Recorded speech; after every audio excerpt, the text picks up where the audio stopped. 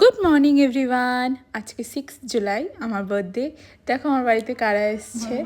তো রাতেই ওরা এসেছিলো, সবাই কেক নিয়ে এসেছিলো, আমি কেটেছি। তো আজকের ব্লগটা একটু আনফিল্টার্ড হবে। আমরা সারাদিনে যা যা করেছি, যা যা মজা করেছি, তো সেগুলোই আমি একটু ক্যাপচার করে রাখতে চাইছিলাম যাতে মেমোরি হয়ে থাকে।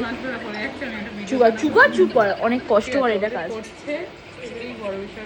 আমি তোকে সময়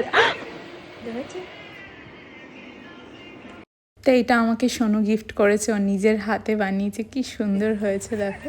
তার আমরা গেছিলাম একটু শশা কিনতে নিজের দোকানের সামনে দোকানটাতেই।